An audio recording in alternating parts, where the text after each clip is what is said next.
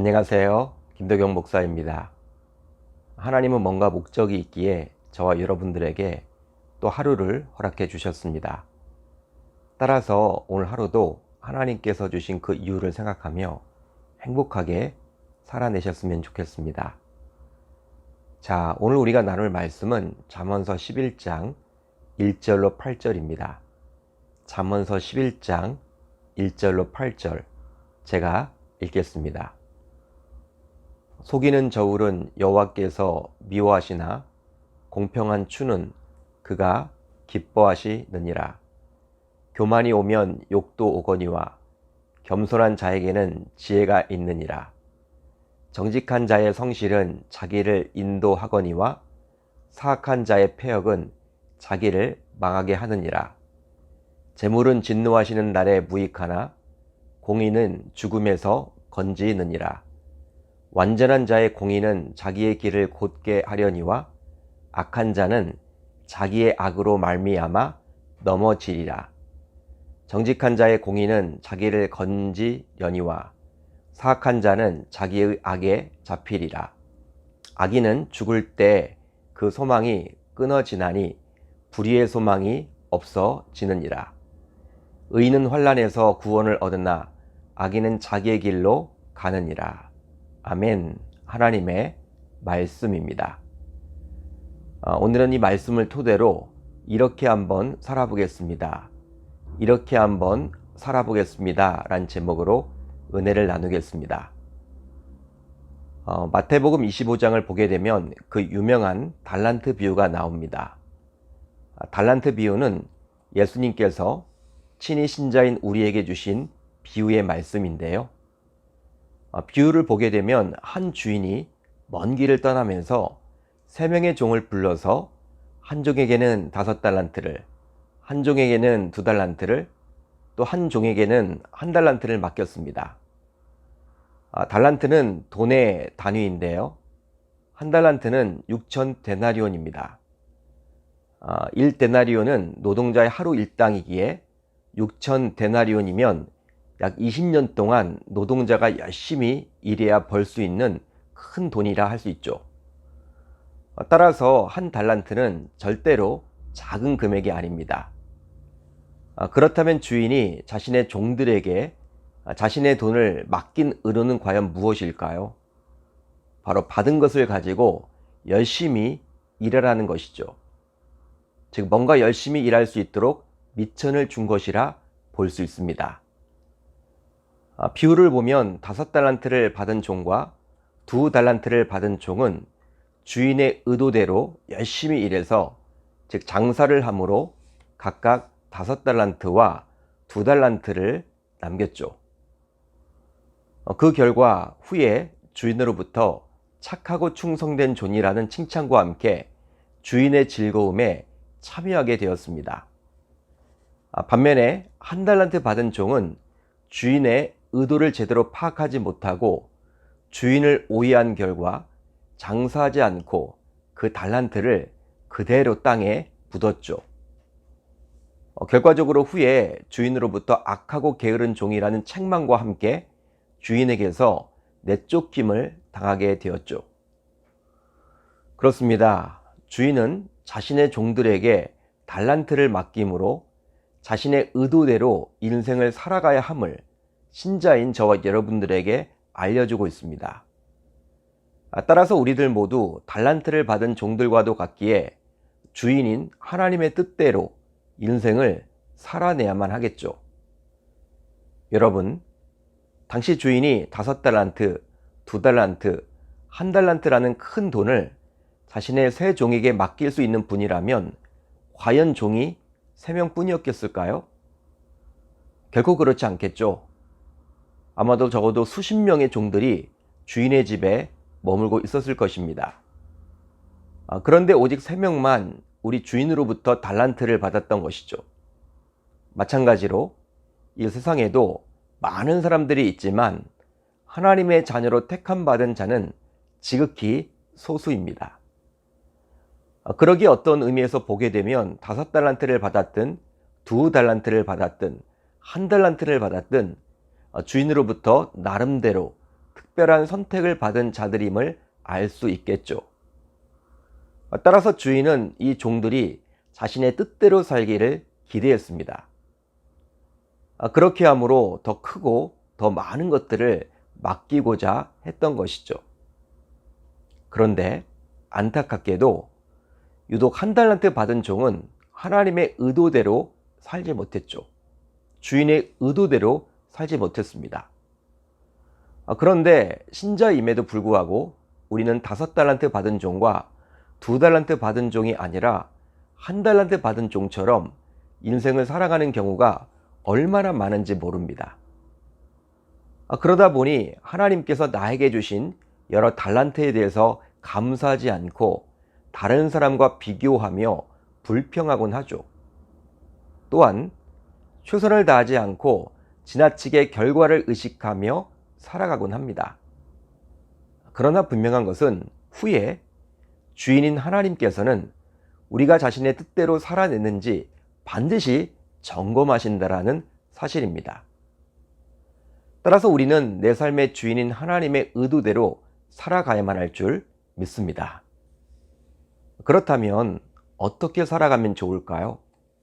우선 정직하게 살아가야 하겠습니다.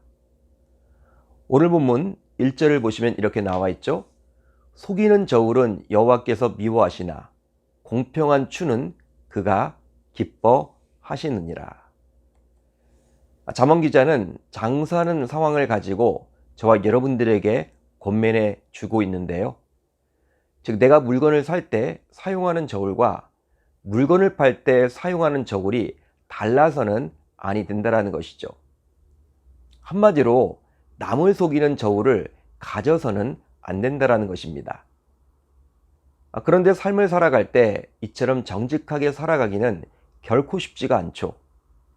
그러나 우리가 놓쳐서는 아니 되는 것이 있으니 바로 오늘 본문을 보시면 여호와께서 정직한 자를 기뻐하시고 정직하지 못한 자는 미워하신다라는 사실입니다. 그러기에 우리는 하나님이 기뻐하시는 정직한 삶을 살아내도록 최선을 다해야만 할 줄 믿습니다. 그렇다면 왜 우리는 정직하게 살아가지 못하는 것일까요? 바로 정직하게 살아가면 인생에서 성공할 수 없다라고 여기기 때문입니다. 즉 세상은 우리에게 속삭이죠. 바로 정직하게 살아가게 되면 인생에서 뒤처지고 성공할 수 없노라고 말입니다. 그러나 우리는 반드시 기억해야만 합니다. 바로 인생을 살아갈 때 하나님이 복을 주셔야지만 성공할 수 있다라는 것을 말이죠. 그 이유는 바로 하나님이 복의 근원이시기 때문입니다. 실제로 아브라함의 인생의 여정을 보게 되면 하나님의 인도하심에 정직하게 반응을 했을 때 아브라함은 하나님께서 부어주시는 큰 복을 받아들이게 되었죠. 따라서 하늘 양식을 듣는 우리들 모두 하나님이 기뻐하시는 정직한 삶을 살아가심으로 후에 하나님으로부터 착하고 충성된 종이라는 칭찬을 모두 들었으면 좋겠습니다. 다음으로 겸손하게 살아가야 하겠습니다. 자, 오늘 본문 2절을 보시면 이렇게 나와 있죠. 교만이 오면 욕도 오거니와 겸손한 자에게는 지혜가 있느니라. 잠언 기자는 교만하면 욕을 먹고 겸손하면 지혜를 얻게 된다라고 말씀해주고 있죠. 실제로 인생을 살아가다 보면 교만한 자도 만나게 되고 겸손한 자도 만나게 되는데요. 겸손한 사람은 자신의 한계를 너무나도 잘 알기에 하나님께 의존하게 됩니다. 그러다 보니 내가 열심히 일해도 복은 하나님이 주셔야 함을 인정하게 되죠. 반면에 교만한 사람은 자기 힘만으로 돈도 벌고 성공할 수 있다라고 여기기에 결국 하나님을 찾지도 않습니다. 그러다 보니 감사하지도 않고 주변 사람들에게 친절하지도 않겠죠. 바로 자신이 다른 누군보다도 뛰어나다고 생각하기 때문입니다. 그러기에 하나님의 의도는 우리가 삶 속에서 겸손히 살기를 원하시죠. 마지막으로 성실하게 살아가야 하겠습니다. 오늘 본문 3절을 보시면 이렇게 나옵니다. 정직한 자의 성실은 자기를 인도하거니와 사악한 자의 패역은 자기를 망하게 하느니라. 하나님은 이 세상을 다스리실 때 지극히 성실하게 다스리셨어요. 해가 뜨고 꽃이 피고 지고 사계절이 오고 가는 건 모두 한결같이 성실하게 운행하는 것이죠. 그러기에 우리는 하나님으로부터 재능에 맞게 달란트를 받은 자로서 하나님의 의도대로 살아갈 때에도 기본적으로 성실해야만 할 줄 믿습니다. 시편 37편 1절로 3절을 보게 되면 하나님의 자녀로서 어떻게 삶을 살아내야 할지에 대해서 말씀해 주시는데요. 악을 행하는 자들 때문에 불평하지 말며 불의를 행하는 자들을 시기하지 말지어다. 그들은 풀과 같이 속히 배임을 당할 것이며 푸른 채소같이 쇠잔할 것임이로다. 여호와를 의뢰하고 선을 행하라. 땅에 머무는 동안 그의 성실을 먹을거리로 삼을지어다. 세상의 악하담에 불평하거나 정직하고 성실하면 나만 손해라고 여기지 말고 오직 하나님은 성실하다라는 것을 기억하라는 것입니다. 즉 우리가 인생을 살아갈 때 꼭 먹어야만 할 수 있듯이 성실하지 않으면 살 수 없다라고 인정하며 살아가라는 것이죠. 요즘은 땀을 흘리지 않고 큰 돈을 벌려 하는 자들이 참 많은 것 같아요.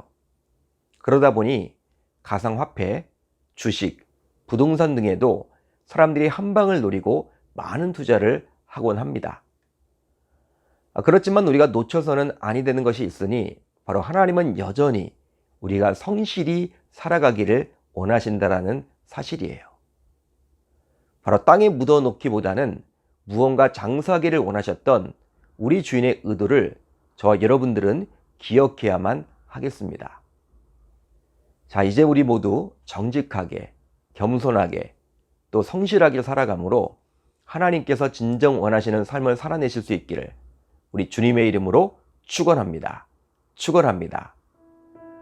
오늘 우리 공동체에게 주신 기도 제목을 나누려고 하는데 우선 하나님께서 주신 달란트를 가지고 정직하고 겸손하고 성실하게 살아가게 하소서. 다음으로 주님께 참 기쁨이 되는 주님의 자녀 되게 하소서. 오늘 하루도 말씀을 붙들고 기도하는 가운데 주님의 음성을 듣는 저와 여러분들이 다 되셨으면 좋겠습니다.